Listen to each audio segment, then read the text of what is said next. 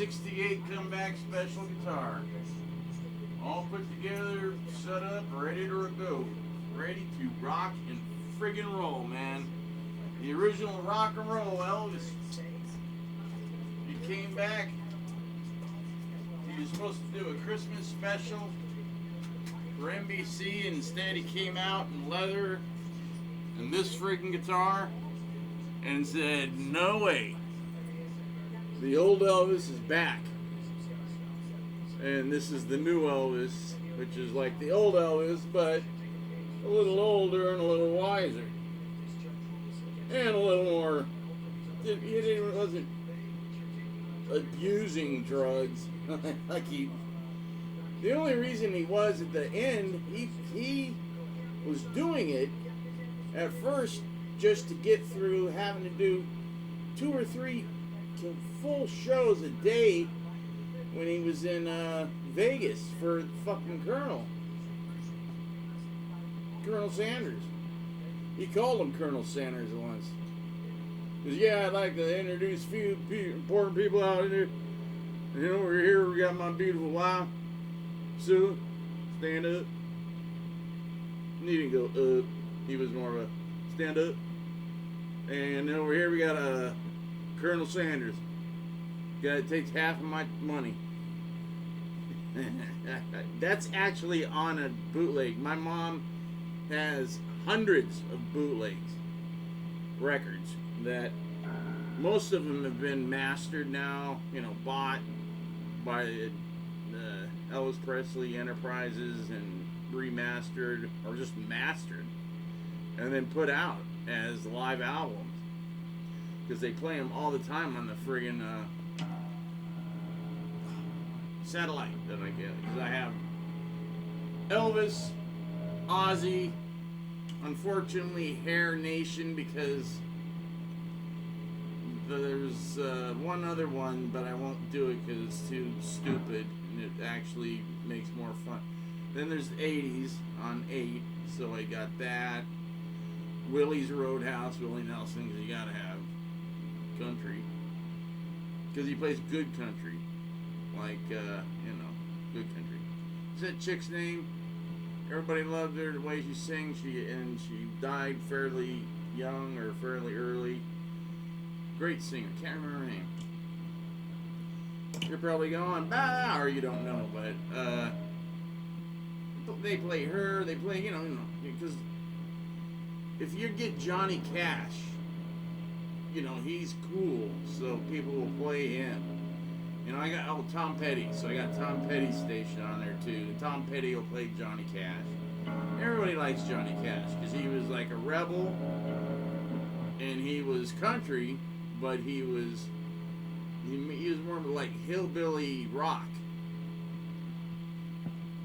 before the Stray Cats, way before, and much more aggressive. Johnny Cash is crazy. Yeah, and that guy was dangerous. That's what made him cool.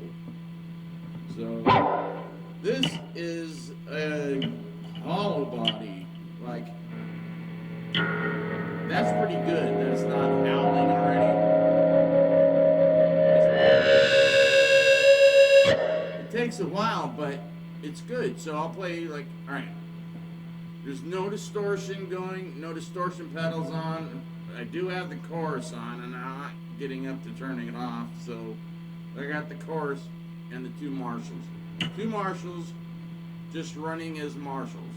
So let's see if we get an AC/DC sound. Even with that dang chorus on, I forgot about that.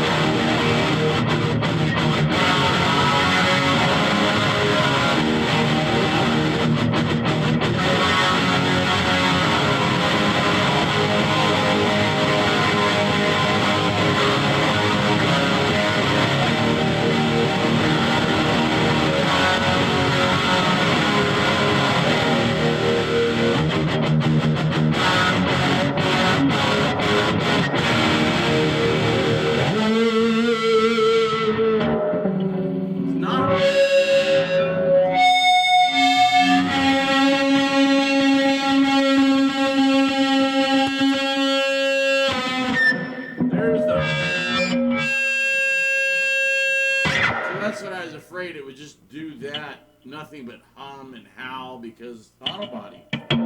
But this is a Hagstrom, and these were really big in the 60s. And when Elvis played it, it became really big. And then went back down. I should have bought one then. But, because they go for about $1,200 up to thousands, depending on. But this is the exact one that Elvis played on the 68 comeback. Where he's in the black leather and, you know, singing all the cool, singing Hound Dog and all that crap. No, he didn't play all that crap. That's another good song. I just turned off the chorus.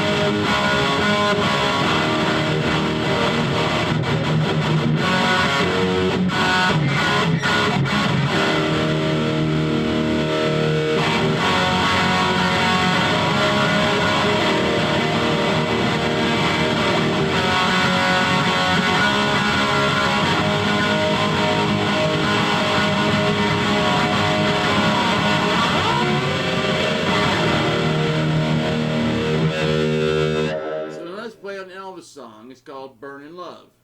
Everybody should know Burning Love. Burning Love. So this is one of the first two songs I had to learn in order for my mom to help me buy my first guitar, which sucked because we both didn't know what we were doing. I just pointed at the first guitar that looked like Ace's, but it was like a studio with a P90 fake Encore. Horrible piece of crap. The neck was like a roller coaster. It was horrible. And I'm like, gosh, that can't be right. I go, Mom, this guitar sucks. I think we got ripped off. And she's like, well, learn 2 more songs and then I'll go down and we'll buy you a little better one. My next one was an Ibanez Iceman. That was a big jump. So I'm like, holy crap. I held that guitar like it was a girl.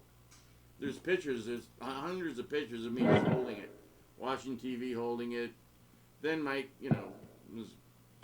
wasn't taking lessons from Randy when I got it. I think I was taking lessons from Craig. But he's like, while you're holding it, why don't you do finger exercises at least? So I did, and of course it helped. I should do it now, but it's where you just...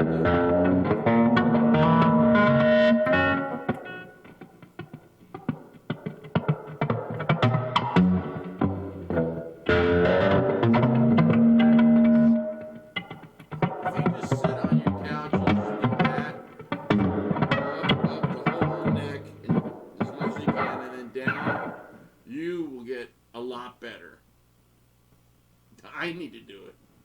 So, okay.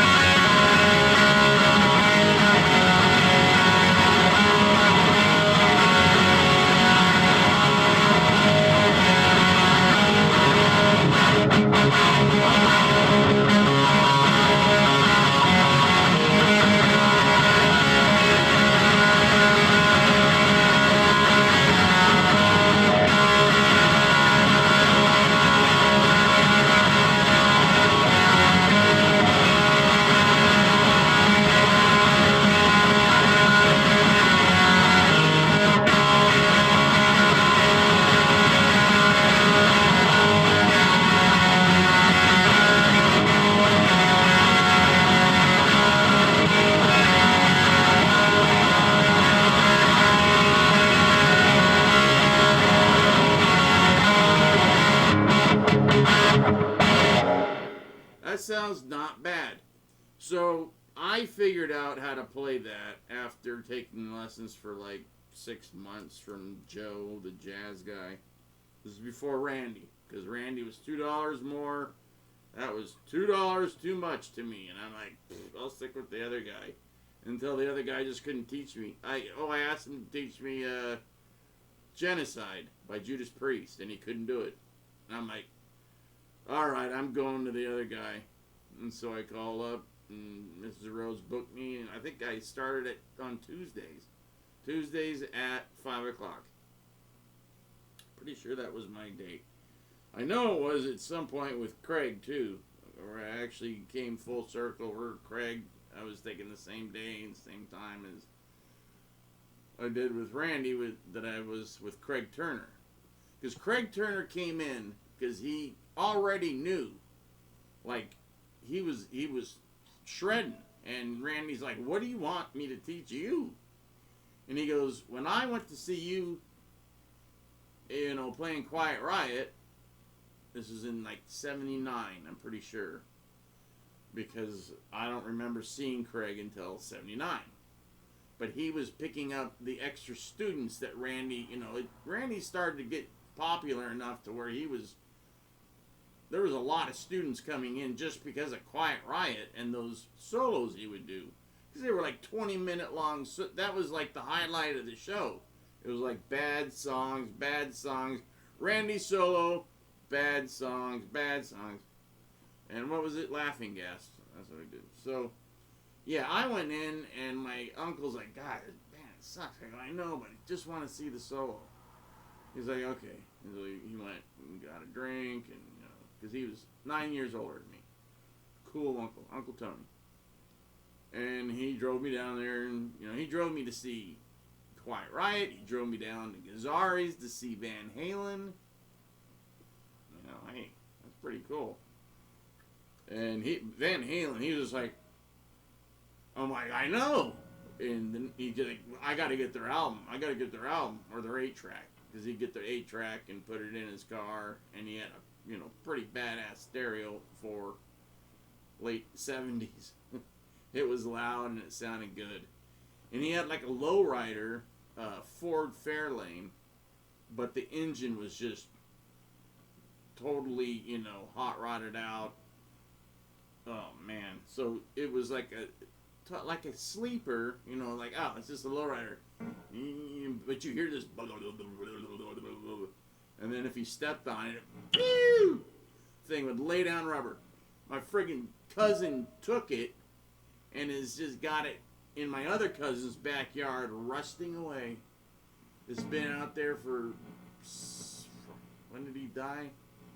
Oh, well, she took it when my grandma had passed away, but it had been sitting in a garage for 20 years. So now it's been sitting outside for another, who knows how long, 7, 8 years. That's a lot. But to get that car and restore it, wow. And she's got the money. She's just lazy and stupid. It's a girl for you. That's why you don't give something like that to a girl. I got his motorcycle, and it stuck outside, but at least I had it in a real garage, and I went and I took care of it, and everything was great.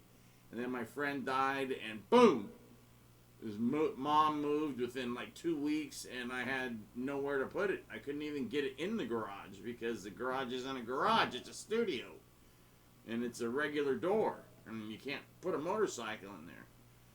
So what I'm going to do at some point is just disassemble the whole thing, drain it, oil it, and so it won't get all crappy, or it's already crappy, but try to save it. Then when I move, assemble it, and I'm not going to ride it, I'm just going to have it nice and have it redone, but just as like something to look at, there you go. That's my uncle's Triumph, 68 Bonneville Triumph that he kind of tried to make look like the Steve McQueen motorcycle, but then he stopped, and it kind of just it looks like a German chopper. It's pretty cool. There's pictures of it, me with holding a shotgun and an army hat.